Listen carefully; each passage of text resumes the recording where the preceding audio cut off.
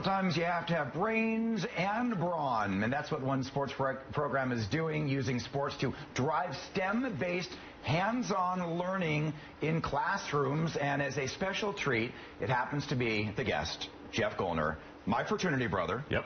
Who is partially in town for work and partially in town for the Pac-12 tournament. Sure. By the way, Alyssa Deach, it is nice to have some Arizona representation.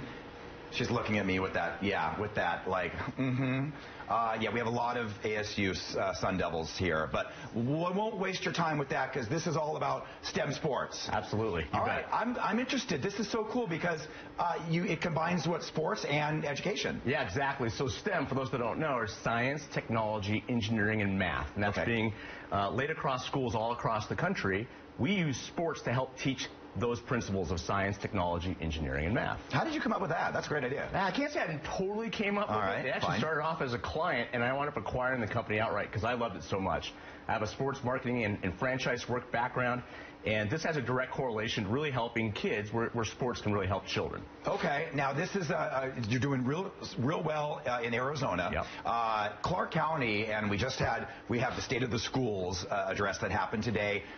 You know, it's no elephant in the room. There's a lot of violence going on in our schools. Activities like this, you would think would keep their minds a little bit off of other things and into education. Yeah, and that way we level the playing field. So the kids that love sports obviously would take to this really well. And the ones that, you know, don't maybe like sports, like science, well, they all kind of combine and work together. No students really doing this work individually that we've put out in front of them. They're collaborating together to work together for outcomes. All right, now I see you have some props here. Yep. I don't know how you're going to relate basketball and marshmallows and spoons with rubber bands, but go for it, Jeff. Okay, let's try this. All right. So this is there's a lesson in our STEM basketball curriculum where the kids would actually build this catapult. Okay. Now the catapult, when you actually activate it, it's the motion of shooting. Sure. So we're correlating that inside of this, and it's an engineering design process the kids have to go through to make this apparatus and to make sure that it can properly shoot a marshmallow. Oh, wow. There you go. So that was a good kick. You got your own there, too, right? Oh, this is fun. So these are all just shots they can take. So the primary goal of the lesson, there you go. Okay. The primary goal of the lesson is the engineering aspects, the E of STEM. But so much more can come in that. They can maybe take some shots at a cup and start working on field goal percentage. You know what's funny? In math. And I always think of the old paper with, you put your fingers up like a field goal.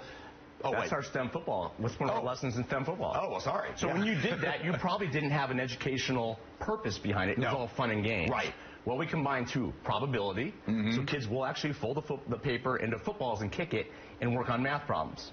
Wow. Percentages, fractions. And then they actually shoot out a field goal post that they will construct quite similarly to the catapult. Now, is this something that you provide after school, or is it actually in the curriculum? The lessons, all of our curriculum, we're selling all across the country to schools, and for the most part, it's in classrooms as a supplement to what teachers are already teaching throughout the school year. And then it works really well in the after-school programming or even before school, mostly because it's standardized. It's standardized curriculum for the in-classroom, makes it a really strong component to have in the after-school. All right.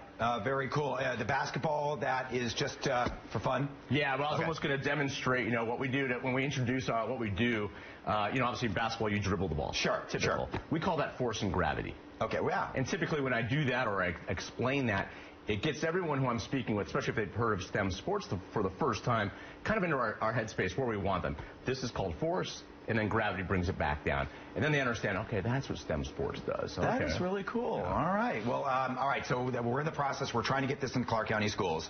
That's your next step. So when it does, you'll come back. Yeah, absolutely. You'll talk to it. Hopefully it will be after Arizona wins the championship in basketball. I'm going to give Alyssa I've been giving her a hard time because her ASU Sun Devils didn't do well in the tournament. But I will say this. They beat us in football a couple years ago, 70-7. I'm only bringing it up because it's like a little treat for her. That was so last decade. It was last decade, I understand. But move on. But the thing is now we have the great basketball team. We got a great basketball team. And they had an opportunity to play us yesterday. It just didn't happen. Yeah, no, I know. Thanks a lot. You could have played you guys. Okay. You know what? That started off sweet, and now I'm saying again, go Colorado.